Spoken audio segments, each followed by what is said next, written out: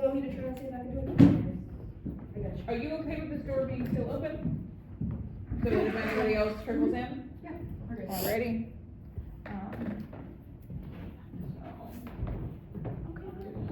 Sit down over here. If you have any technological issues or anything, I can help. Hey, that would be my morning, you know, coffee. Right. Yeah, I'll do my best, but all right. you are welcome to start whenever you would like to. Okay, thank you. Well, thank you for joining me. My name is Crystal Anderson. I am with Clemson University. In case you didn't know, we do have a campus down in Georgetown, South Carolina. It is the Baruch Institute of Coastal Ecology and Forest Science. My mom was a little bit disappointed that I went to Clemson. She's a huge Carolina fan, so who's Clemson in here? Me? Yeah, girl, got you. All right, Carolina? Oh, no, my heart's a little bit broken here. But my mom said, congratulations, and I forgive you when I got into Clemson, and I think she's a little proud of me now. So, I'm currently working on my PhD with specifically an entity within the Baruch Center, the James C. Kennedy Waterfowl and Wetlands Conservation Center. And I was teaching at Georgetown Tech before I went back to Clemson to work on my PhD. And during my time, I took a lot of my students down to Hampton Plantation.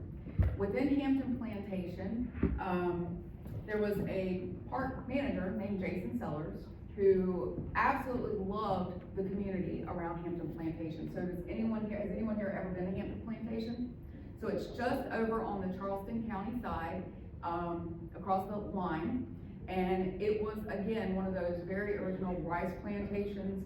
And does anybody in here know what happened when these rice plantations shut down? Like when slavery was abolished and the plantations no longer existed, what happened that were working on those lands as slaves? Anybody know? So they had nowhere to go, right? They had nowhere to go. So what ended up happening was they became a part of the lands that surrounded those plantations. They didn't really leave, and we'll talk about that a little bit.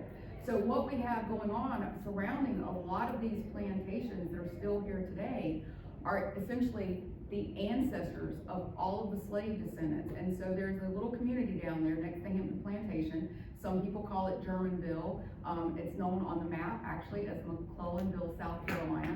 And there's an entire community of slave descendants that are within this community. When South Carolina Parks took over this property, they did something that a lot of entities did. They told these people who were still coming on Hampton Plantation's property that they couldn't fish there anymore, right? These people had been fishing this property for hundreds of years. It was their home. And SC Park said, you can't do this because we're making it private. When Jason Sellers took over this property 10 years ago, he said, this isn't right. This belongs to this community. And as South Carolina Parks, we need to make this right. So he has spent a tremendous amount of effort trying to reconnect into that community, get into those churches. And they have a small church there called Howard AME. And that has been his goal. So when I met Jason through my time at Georgetown Tech, and I saw how much he loved this community, and he also had a love for pollinators and gardening, and he wanted to get that education out, I had a unique opportunity working for Clemson University as a grant writer to create a grant that would allow me to create a program, not only for Jason and that park to do pollinator education, but also for that community so that we could bring everyone together and let them know that this park, this land that this park is now sitting on is still just as much theirs today as it has always been. And so that's really where this project came from, sort of like a love of community and bringing all of these things together. It really started with Jason Sellers, the park manager down there. So I'm going to talk to you about roots of resilience, empowering rural African American communities through pollinator conservation and community gardens.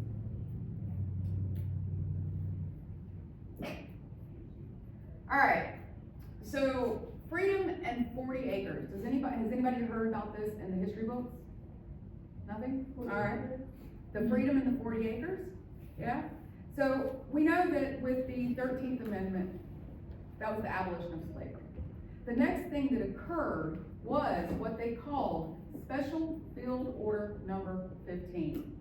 And Tupac actually did a photo shoot on this in 1996 because he thought this was something that was really, really important to commemorate. So with that, General William Sherman, special field order, basically promised all of these formerly owned slaves that they could have 40 acres and a mule. And they went in and they took all of these abandoned, these abandoned lands as the Civil War had kind of decimated this area, and they settled on it. But when Abraham Lincoln was assassinated, President Andrew took over and he reversed that order, and essentially a land grab came back in and started taking those lands back up from these African American slave descendants and slaves that had taken this property, okay? There were setbacks in everything that they were trying to do, but they also created strongholds, because despite many of the setbacks, these Gullah Geechee, with their tenacity, were able to come in and settle, purchase some of these lands. And a lot of times they would do it as groups or large families, okay? So they created these beautiful strongholds. And what we saw after this is, if you look at this map across South Carolina and the Georgia coast, and remember, this land actually stretches all the way from North Carolina down to northern Florida, but these Gullah Geechee came in and they created very prominent communities that were all theirs. But then we have to talk about that veiled heritage. While they were doing things to make their culture known, after emancipation, African cultural practices were frequently marginalized, they were suppressed, and this created a very complicated relationship between Gullah Geechee heritage. Some of these individuals within these communities, they felt compelled to reject or distance themselves from that heritage. They wanted to essentially assimilate into what was being considered mainstream American society. So you had that post-emancipation pressure, where many of the Gullah Geechee felt that pressure to conform to these European ideals of respectability, and that was happening during that Reconstruction. They also internalized negative views of their culture, which created shame around their identity. There was a language rejection. How many of you have heard the Gullah Geechee language? Like, you've heard people talking, and to me, I think it's absolutely beautiful. But there was a rejection of that language, because many of them felt pressured again to conform to those European ideals and respectability, right? And white people did not find that language to be respectful. They didn't think it was beautiful. And to hide that, it was veiled in that shame. Also, you had discrimination and social marginalization, right? Jim Crow laws reinforced these negative stereotypes, which prompted those Gullah Geechee descendants to start distancing themselves from their roots. They were abandoning their traditions, like their foodways, their music, and even their dance, because they wanted to gain acceptance and prominence within the community and improve that social standing. So let's go back to this picture. Whenever they came in and they took these lands, you see how much land they had. And now we're going to look at what was left, and this is because of vulnerabilities and land loss. These are the prominent communities that are still left, and even these communities are currently facing pressure. So there's legal pressure. Who's heard of heirs properties? Heirs properties, all right. So heirs properties, for those who have not heard of it, are essentially properties that were owned by the original people, okay? And as they gave birth and their families grew over time, there was no legal paperwork being passed down from generation to generation, which left this land very vulnerable. And what would happen is some developer could come in and just get one heir, just one heir in the family. Maybe this heir lived in New York City and no longer had ties to that land. If they could just get one heir to agree to sell, they could come in and essentially create a for sale, taking that land for pennies on the dollar from the rest of the family. So we had legal pressure. There was also economic hardships. The marginalization of these Gullah Geechee communities made it very difficult for them to pay their property taxes, especially as development moves in. Because what happens is you start bringing in big houses, what happens to the tax base? It goes up, right? So as these taxes went up, these marginalized, especially rural communities, could no longer afford to pay the taxes on their land, because that big mansion that's sitting a half mile away made their property values go up. so their lands were lost to tax sales. And then, of course, the developmental pressure as coastal regions became more attractive, right? Look at how fast Myrtle Beach is growing. I think last year we were the third fastest growing city in the United States, third year in a row, okay? So, as development, tourism, all of these things, a lot of these fellow beachy are just continuously being pushed off their lands because of that other thing, those rising property values. However, one thing that I've learned is that this is a group of people that are rooted in resilience, okay? So let's talk about their connection to these lands. Before the Civil War, they pretty much ran the plantations, right? You might have had someone who was above them, but half the time they weren't even being supervised. They were out there doing what needed to be done, and they were good at it, very good at agriculture. They were very good at subsistence farming. I work on hog pile bearing. If you've never been, I would encourage you to go. We still have the remnants of one of the slave villages that was on hog pile bearing. And when you go out there would be a house, a garden, a house, a garden, right? Gardening was very much a part of the culture, especially the traditional plants, such as black-eyed peas and several other things they would bring in. We'll talk about those in a second. So they're really good. So even before the Civil War, very resilient people, right? They had to come here, strip from the land, make it work. After the Civil War, they had that self-sustaining agriculture. For the ones that were still in those lands, they were still gardening. They also got involved in community building. Out at Sandy Island, you can still see their schoolhouse. Okay, so you can go out there, you can take a tour and see that. It's only accessible by boat, as well as cultural resilience. So here's people who've had their lands taken.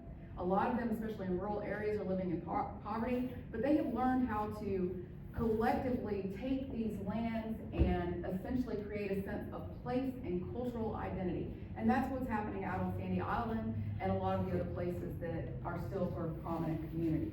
They are embracing the culture to create either eco or agritourism to elevate themselves within the community and preserve what they have left. But it's still under attack. This actually was just in the newspaper February 20th. So there's uneven progress within these rural communities. Here we have, which one? I want to make sure I get this right, yeah. So this is sitting out on Sapelo Island, and they're trying to essentially rezone. So what do you think is going to happen when they rezone it? They allow it to go from 1,500 square foot houses to 3,000 square foot houses on this beautiful island. This community is going to be wiped off the map. So right now you have an entire community that is trying to fight against this rezoning. And if you've got a voice, fight for this, right? Like, take it out there. So this is still happening, even today. So they're facing economic challenges still facing social marginalization, still facing environmental and land ownership issues, and still facing infrastructure deficiencies. And that being said, that in these rural communities where poverty is more prevalent, if they're having issues with roads, counties don't care, they're not coming out there to fix them. If they're having issues with their homes and structural issues, no one's coming in to deal with that either. And they don't have the money to fix it. So why community gardening? If we tie back to what I was just talking about before, you can see how significant gardening was to these communities in the past. So we do this because we want to improve access to healthy foods. So that will increase food security. It will build social capital, preserve that cultural identity, increase self-efficacy, and provide healthy pollinator habitats. So this is a twofold thing. This is getting something out there with the community, building their sense of self-efficacy, their sense of belonging, preserving that cultural heritage. But then because I'm a wildlife biologist, it's also doing something good for the natural habitat. So I had 4 objectives with this research. I wanted to identify food security issues, current barriers to garden space use, the willingness of a community to join a community garden. Because when I started this project, we had no idea if anybody was going to be on board. Community cohesion, what their current pollinator knowledge is, as well as significant plants, especially historical ones, to that community. Objective 2 would be to launch that community garden initiative with educational materials, helping them understand more about pollinator knowledge to help reduce that food security issue, any barriers to build social cohesion within that, group of people, and to promote pro-environmental behaviors. Objective 3 was to use follow-up surveys, because it's gonna be a 3-year program, and see, do they feel like this program is working? Like, what's the point of doing this if you don't know you're doing the right things, okay? So getting people involved, doing follow-up surveys, figuring out if this program is working. And then number 4, if we get to the end of this 3-year project and we see that the community has loved working with this and it was successful, I would love more than anything to see this program moved out into other rural communities, okay? So my thoughts were that the barriers to gardens is probably gonna be cost. I don't know if any of you have ever tried to buy anything today, but it's just getting more costly, right? As well as there's gonna be, I think there's gonna be a lack of garden knowledge, or a loss of garden knowledge, and I'm already seeing that as I'm out here working with the community members. A lot of them will tell me, my mom did this, or my dad did this, and I helped them with when I was a kid, but they've already lost that knowledge that was so ingrained into that culture, which we would like to make that part of the education. 2, the garden initiative is gonna face some initial hurdles from kind of a lack of community cohesion, because there's a lot of the young people have moved away and the elders have sort of separated. Kind of the church is the only thing still holding the community together. 3, pollinator education will improve their knowledge, but the cost of doing pollinator-friendly things might inhibit their willingness to do pollinator improvements within that community. And 4, I do hope that the program will succeed, but I think that if there's not a significant state entity, like say South Carolina Parks, within that rural community, it's gonna be very hard to find someone to step up and take that on, right? So there may be some challenges there. So, project launch. Here we had the Hampton Community Gardening event. This was held at Hampton Plantation, right within the middle of this community, on November the 9th, 2024. We paid for food. I like to joke, that was my bribery, because I'm telling you, this survey was massive, and nobody likes to take big surveys, but I was like, hey, I'm feeding you, come on, give me some information, because it was probably about a 25-page survey, it was a big one. But they were all willing. I would say there's probably 50 people in this community, 29 of 50 showed up. So that tells me there's a willingness, right? They wanted to see what was going on. Out of those, 23 of 29 agreed to be in this program. And I don't know if you know anything about statistical analysis, but when you get 23 people out of a community of probably about 50, that's a pretty good number. Like, you're lucky if you only get 20 people willing to participate. So we got almost 50%, so I'm very happy about this. And here you can see we had food and taking the surveys, and we got one of my colleagues talking about the different pollinator plants within the garden, and then there was a tour to take them around the property. So then we had to build a survey. We needed to figure out, and that was kind of before the event, but yeah, within that survey, we had to figure out what's your experience with gardening, what are the barriers to gardening, what do you know about pollinators, community garden participation, are you willing to participate, and the demographics. Who are we working with, what are your ages, things like that. So with experience and barriers with gardening, we asked them questions, do you or have you previously participated in gardening? Did you or do you grow vegetables, fruits, flowers? So what type of gardening do you normally do if you garden?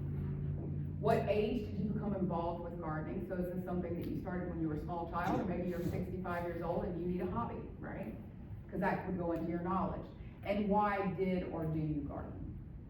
And then what barriers prevented you from ever gardening, stopped you from gardening, or has made you consider no longer gardening in the future? We also asked them about that pollinator stuff. So if you guys were to look at these two pictures with Habitat 1 and Habitat 2, which one do you think resembles a natural pollinator habitat? Would that be 1 or 2? Definitely 2, definitely 2. Which one here has enough pollen for pollinators? Definitely 2. There are plant communities here that can attract pollinators. Still sitting on 2. And there are plant communities here that can increase the number of pollinators. And that was also 2. And to be truthful, we got quite a few on the survey that thought that 1 or 2 would be okay. And we're not gonna get good pollinator habitat out of number 1. So we saw that yes, there is a need for education on this. We also asked them about identifying pollinators. So if you guys were to look at this and we were to say 1, 2, 3, 4, 5, 6, is there anything that stands out that you do not think would be a pollinator? 2 and 4, yeah, so if we went this way from like left to right and then second row, yeah. So 2, definitely, and number 4. So anything that flies essentially can be a pollinator. Ants are pollinators, beetles are pollinators. Things we don't like, wasps are pollinators. So it was good to figure out what they actually knew. And a lot of people said hogs were pollinators. Basically, yes, everything is a pollinator. So again, educational opportunity.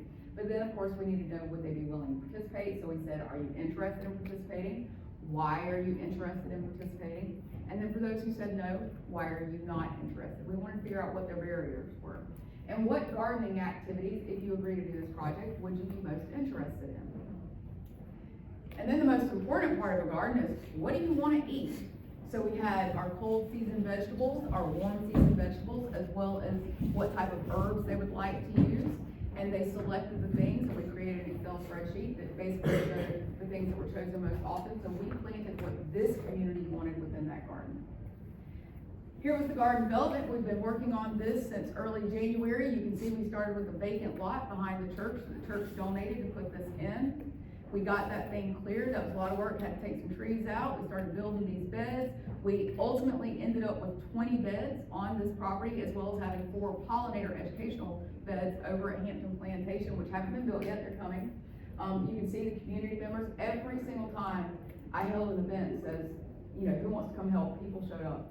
I think the part that I love most is I can be out there in that field working by myself, and if there's a single person within this community that sees me out there, they stop and they help. They want to help. They're out there putting beds together. They're helping me shovel. Like, they are so willing to do this.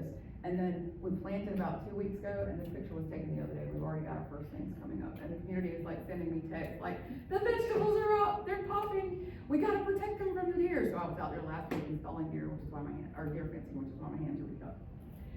We do have some preliminary data. Figure 1, this first one over here, is the percentage of respondents with interest, no interest, or possible interest. So we did have significant interest. We had about 22% that said no. We had a great deal that said maybe, but the maybe still ended up participating. We still have them out there. Figure 2, over here on this side, on the far right, is going to be the percentage of community members by selected reasons for their interest. So the most important reason, which I like hearing this, was community cohesion. They feel like with a lot of the, you know, their kids and their grandkids moving away, that there was a loss of cohesion within this community. But they also wanted access to fresh foods. And remember, I said gardening was such a huge part of their culture. But look how many, what was that, like 30, oh, I can't see it from that far away, blind person there. 39% wanted to learn how to garden. So here's a community with culture that is based in this. And you've got 39% that want to do this because they want to learn how to garden. So this is a big deal. There's a huge opportunity for education here. Figure 3 is a percentage of respondents that were able to accurately identify various wildlife species as pollinators. And so you can see here that if they could identify it, it's in purple. If they could not, it is in orange.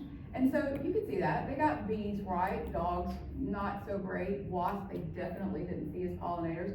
So you kind of see across the board. There's some things they got really good, probably the obvious ones like bees and butterflies, but they missed a lot. So it's good to make sure that we're creating educational materials that help solidify their knowledge in pollinators and their purpose in gardening. And then figure number 4, this is the percentage of respondents able to accurately identify a good, bad, and both pollinator habitats. So here you've got about 65% of them could identify the good one. You still had about 30% of them that were identifying the bad, but then people that could get both right were about 20%. So pollinator habitat is definitely a huge learning area. What's next? As I told you before, what I really want to see is to take this out in the community. So I'm hoping that we can develop the educational materials necessary for pollinator identification, the correct type of habitats, conservation efforts, and empower them to do pollinator-friendly practices. We're going to continue to host community events. We hope to have at least 2 a year where we're actually going to be harvesting these vegetables, having people come together, cook some of those historic cultural foods, and we're going to have like Thanksgiving, Thanksgiving in the park, things like that. And we'd like to do one in spring, as well as the other events where we just have communities come out on Saturday to the gardens. We're gonna do those follow-up surveys to assess feelings of social capital and self-efficacy within these communities and see if there's been gains, see if they are feeling good about this project. And if they're not, why? What can we do to improve it? And then we're going to evaluate the potential to expand these programs into other parts of the state. So I'm hoping the program works and we can find a way to make this work in other places here in coastal South Carolina for Gullah Geechee communities. And I do have to give a special thanks to Howard African American Episcopal Church. Without them donating this very large lot to me and really being involved in wanting this project would not be happening right now. McClellanville community members, even if they're not involved in the church, they still showed up for that initial survey event, and a lot of them have agreed to be a part of this project. Want to obviously thank Hampton Plantation, and more specifically Jason Sellers, because without his vision, this would have never happened. Charlene Johnson is part of the Native Plants to the People. She has a business where she actually sells native plants and tries to do historically cultural imported plants at rates that people can afford. So she's actually providing a tremendous amount of plants for this project. James C. Kennedy Waterfowl Wetland Conservation Center, obviously they're allowing me to do this project, which is amazing because it's not necessarily wetlands, it's beside a wetland, but it's not necessarily wetlands, but I'm having the opportunity to do something that to me feels important. And then of course the United States Department of Agriculture, because with the grant money that they are giving, that is how we are funding this entire project. And with that, if you have any questions, I am willing to answer. Was the rabbit a pollinator? The rabbit is not a pollinator. Okay. So it's gonna be mostly anything that flies, usually it's insects and bugs. Yeah. Bats. The hog, what about the hog? What? The which one? The hogs or the pigs? Nope, hogs and pigs Or is not. not, nope, Yeah. cats. So we had cats, hogs, dogs, deer, and a couple of others that would be more like domesticated land animals, and they are not pollinators. That is not to say, so I want to put a caveat there, because I want to be scientifically accurate. That is not to say that a hog or a pig could not brush on a plant and get a little bit of pollen on the side and potentially spread it. But they are not active pollinators that are going to help with plant growth. It would be almost like an accidental pollination, not something that would be, like part of it. And how long are you gonna keep with the garden and stuff? So the project was funded for 3 years itself. The hope is that we will be able to continue this project because I couldn't within me, as long as I'm living in this area, see myself abandoning this project, right? My hope is to continue to work with this community long after this project is here, and if money is an issue, is to help them look for financial means to continue this type of project to make sure that they can keep going. Well, if there's no other questions, thank you. Thank you for pausing to not eat, because I know y'all probably hungry as heck, but yeah, thank you for taking the time to listen to me today. And if you have any questions, this is my contact. If you ever want to come out, this is my contact. I'd love to have, talk with you. So yeah, absolutely. Thank you so much.